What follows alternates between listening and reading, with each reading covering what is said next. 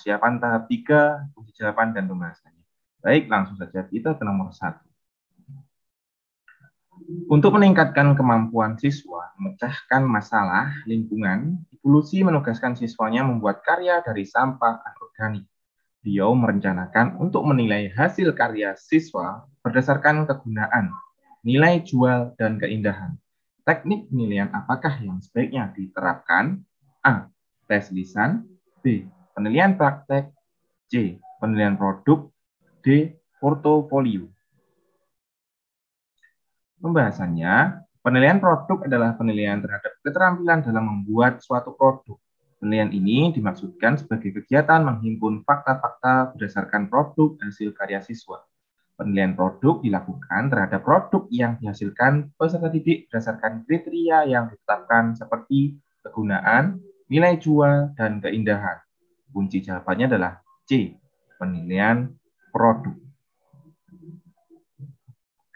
Nomor 2, pernyataan berikut yang merupakan prinsip konstruktivisme dalam pembelajaran kontekstual adalah A. Proses pengembangan atau pengembangan pengetahuan baru dalam struktur kognitif siswa berdasarkan pengalaman. B.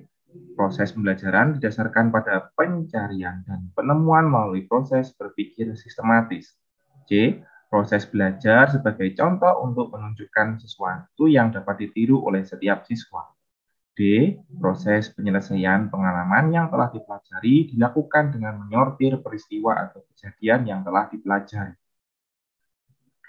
Pembahasannya, konstruktivisme merupakan teori psikologi tentang pengetahuan yang mengatakan bahwa manusia membangun dan memaknai pengetahuan dari pengalamannya sendiri.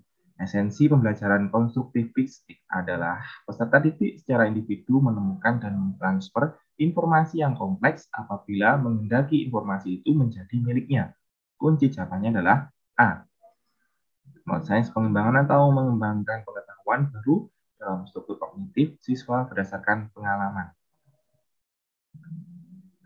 Nomor 3, membuat perencanaan pembelajaran. Proses pembelajaran dirancang dengan berpusat pada peserta didik untuk menumbuhkan motivasi, minat, kreativitas, inisiatif, inspirasi, kemandirian, dan semangat belajar. Prinsip yang mendasari ketentuan di atas adalah A. Memperhatikan perbedaan individu siswa. B. Mendorong partisipasi aktif siswa. C. Mengembangkan budaya membaca. D. Memperhatikan keterkaitan dan keterpaduan. Pembahasannya, respon yang diberikan siswa bisa tampak melalui sesuatu secara fisik, bisa juga tampak seperti motivasi, minat, kreativitas, inisiatif, inspirasi, kemandirian, dan semangat belajar. Partisipasi aktif siswa dalam belajar tampak dalam kegiatan individu untuk berbuat sesuatu dalam memahami materi pelajaran dengan penuh keyakinan dan sungguh-sungguh mencoba menyelesaikan latihan soal, tugas yang diberikan oleh guru. Bertanya kepada guru tentang materi yang dipahami, bersemangat dan bekerja sama dalam tugas kelompok, mengeluarkan pendapat untuk memecahkan sebuah permasalahan, memberikan pertanyaan, menanggapi pendapat orang lain tentang masalah pembelajaran, mencoba menemukan konsep-konsep dalam menyelesaikan hasil, pikiran, dan penemuan secara lisan, atau penampilan serta semangat dalam kegiatan belajar mengajar. Kunci jawabannya adalah B. Mendorong partisipasi aktif siswa. Nomor 4, saat kegiatan pembelajaran berlangsung, kebanyakan siswa mengeluh karena mereka tidak dapat menerima penjelasan guru dengan baik. Hal tersebut disebabkan karena guru tidak memberikan catatan di papan tulis maupun memanfaatkan media dan alat peraga sesuai dengan materi yang diberikan. Hampir semua siswa mengeluhkan hal yang sama. Berdasarkan situasi di atas, jika guru akan menilai konsep yang memiliki cakupan luas dan aspek penilaian yang harus diperhatikan sesuai dengan karakteristik siswa, maka kecenderungan yang dimiliki siswa adalah A. Auditif, B. Afektif, C. Visual, D. Gustatif. Pembahasannya, auditif maksudnya jenis media yang digunakan dalam proses pembelajaran dengan hanya melibatkan indera pendengaran peserta didik. Pesan dan informasi yang diterimanya berupa pesan verbal seperti bahasa lisan, kata-kata, dan lainnya. Sedangkan pesan nonverbal adalah dalam bentuk bunyi-bunyian, musik, bunyi tiruan, dan sebagainya. Efektif, media yang dipilih harus sesuai dengan tujuan dan materi pelajaran. Metode mengajar yang digunakan serta karakteristik siswa yang belajar, tingkat pengetahuan siswa, bahasa siswa, dan jumlah siswa yang belajar. Metode visual, media ini adalah media yang menggunakan alat gambar, disebut proyektor, yang menampilkan gambar atau teks di layar. Media menggambarkan bahwa ini bisa menjadi media prediksi, seperti gambar diam dan prediksi gerak seperti film. Kunci jawabannya adalah C. Visual. Nomor 5, guru tidak cukup berbekal buku teks dalam kelas. Guru perlu selalu menyiapkan bahan pelajaran, media yang akan diamati siswa sebelum melakukan aktivitas belajar. Sehingga pembelajaran menjadi kontekstual, guru tidak memulai dengan memberitahu siswa, menahan diri untuk memberitahu, tapi mengajak siswa mencari tahu. Guru dan buku teks bukan satu-satunya sumber belajar. Kelas bukan satu-satunya tempat belajar. Pernyataan ini merupakan ciri pembelajaran saintifik dalam proses A. Menanya, B. Mengumpulkan informasi, C. Mengobservasi, D. Mengasosiasi. Pembahasannya, mengumpulkan informasi adalah tahap ketiga dari tahapan pembelajaran berpusat pada siswa dengan pendekatan saintifik. Contoh mengumpulkan informasi atau mencoba, siswa melakukan eksperimen, siswa membaca sumber lain selain buku teks, dan sebagainya sampai di bawah ini ya, sampai siswa mengumpulkan data melalui angket atau kuesioner. Kunci jawabannya adalah B. Mengumpulkan informasi.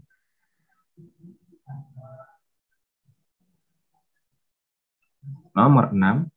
Seorang guru hendak mengajar di kelas yang mempunyai peserta didik sebanyak 38 siswa. Di dalam RPP, guru merencanakan pembelajaran dilakukan dengan menggunakan mode role playing.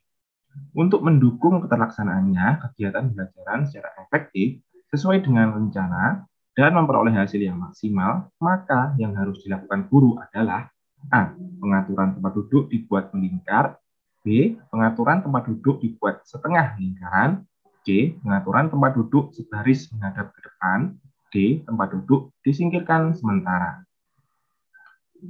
Dan pembahasannya, untuk mendukung keterlaksanaannya, kegiatan pembelajaran secara efektif sesuai dengan yang direncanakan dan memperoleh hasil yang maksimal, maka yang harus dilakukan guru adalah tempat duduk disingkirkan sementara.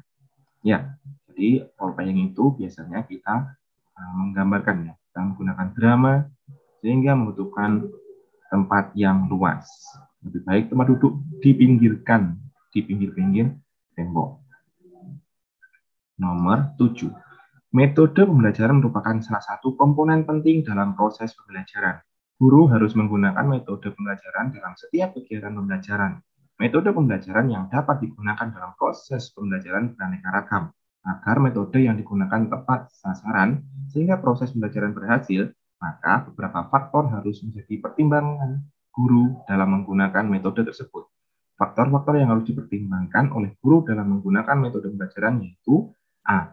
Karakteristik siswa, materi pembelajaran, indikator. B. Tujuan pembelajaran, materi pembelajaran, indikator. C.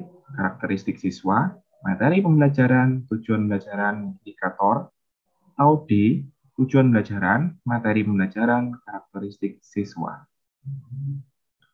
Pembahasannya, faktor-faktor yang harus diperhatikan dalam memilih metode pembelajaran. 1. Tujuan pembelajaran atau kompetensi siswa. 2. Karakteristik bahan pelajaran atau materi pelajaran. 3. Waktu yang digunakan. 4. Faktor siswa, peserta didik. 5. Fasilitas, media, dan sumber belajar. Kunci jawabannya adalah D. Tujuan pembelajaran, materi pembelajaran, karakteristik siswa. Nomor 8. Pada saat melaksanakan proses pembelajaran, guru harus mempertimbangkan aspek perkembangan siswa. Salah satu aspek perkembangan siswa yang harus diperhatikan yaitu perkembangan motoriknya. Perlakuan guru dalam proses pembelajaran yang mempertimbangkan aspek motorik siswa adalah A. Guru membagi kelompok siswa berdasarkan usia. B. Guru membagi kelompok siswa berdasarkan jenis kelamin. C. Guru membagi kelompok siswa berdasarkan kecerdasan. D. Guru membagi kelompok siswa berdasarkan kemampuan kerja.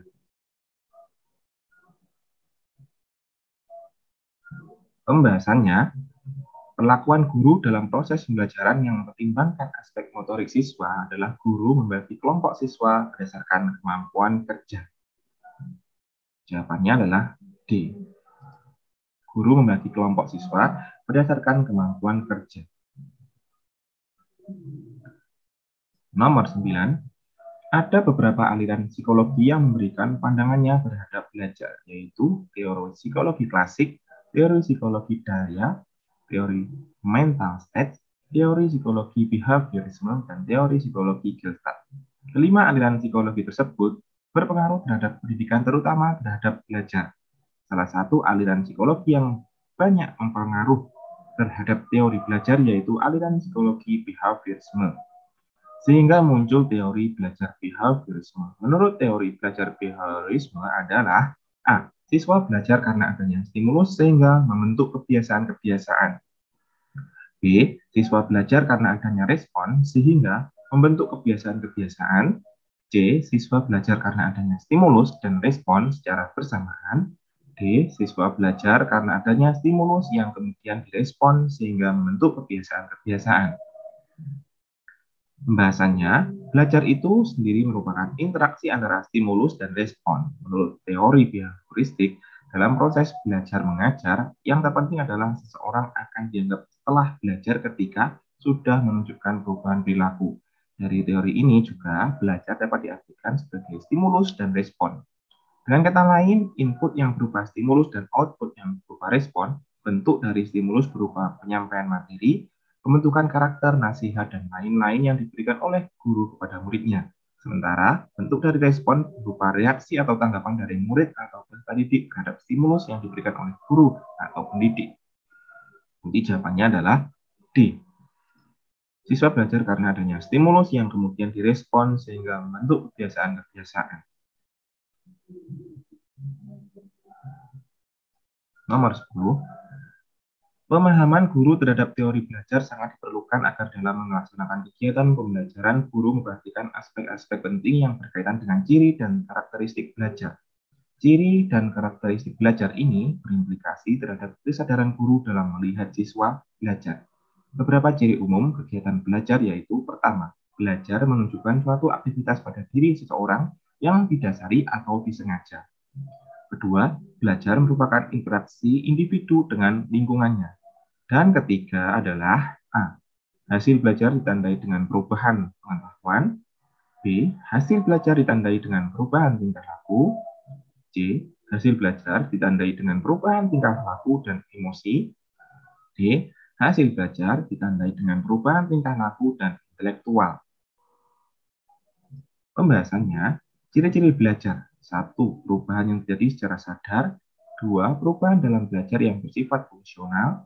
3. Perubahan dalam belajar yang bersifat positif dan aktif. 4. Perubahan dalam belajar bukan bersifat sementara. 5. Perubahan dalam belajar bertujuan atau terarah. 6. Perubahan mencakup seluruh aspek tingkah laku. Kunci jawabannya adalah B. Hasil belajar ditandai dengan perubahan tingkah laku. Nomor 11. Mengembangkan kemampuan dan membentuk watak serta peradaban bangsa yang bermartabat dalam rangka mencerdaskan kehidupan bangsa, bertujuan untuk berkembangnya potensi peserta didik agar menjadi manusia yang beriman dan bertakwa kepada Tuhan Yang Maha Esa, berakhlak mulia, sehat, berilmu, cakap, kreatif, mandiri, dan menjadi warga negara yang demokratis serta bertanggung jawab. Kalimat tersebut adalah A. Fungsi dan tujuan pendidikan nasional. B. Sasaran dan pendidikan nasional. C. Fungsi pendidikan nasional. D. Arah kebijakan pembangunan nasional.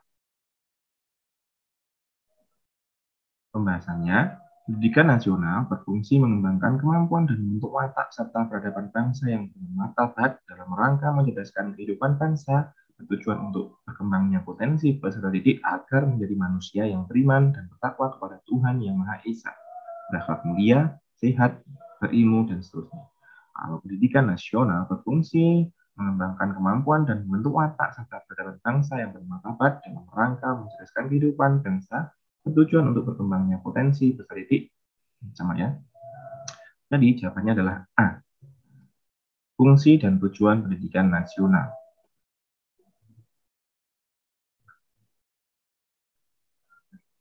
Nomor 12.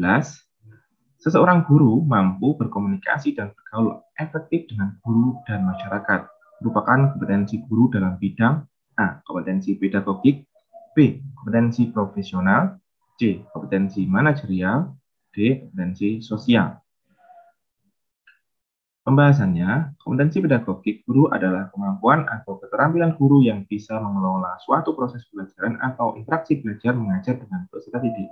Kompetensi profesional guru adalah kemampuan atau keterampilan yang wajib dimiliki supaya tugas-tugas keguruan bisa diselesaikan dengan baik. Kompetensi manajerial adalah pengetahuan, keterampilan, dan sikap atau perilaku yang dapat diamati, diukur, dan dikembangkan untuk memimpin dan atau mengelola unit organisasi. Kompetensi sosial berkaitan dengan keterampilan komunikasi, bersikap, dan berinteraksi secara umum, baik itu dengan peserta didik, sama guru, tenaga pendidikan, orang tua, siswa, hingga masyarakat secara luas. Kunci jawabannya adalah D. Kompetensi sosial.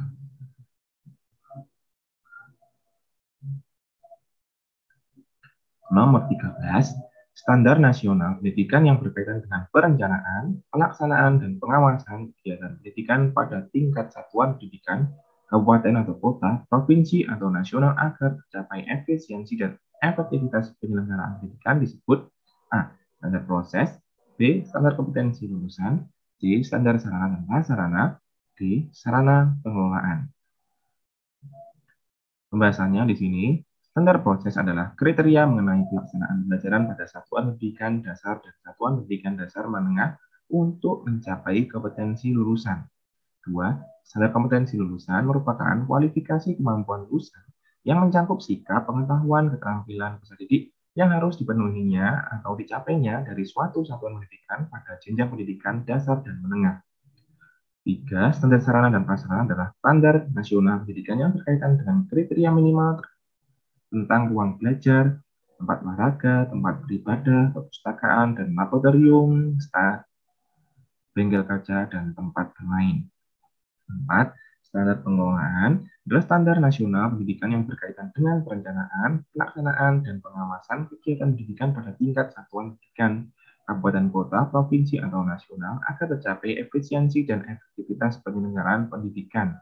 Kunci jawabannya adalah D. Standar pengelolaan.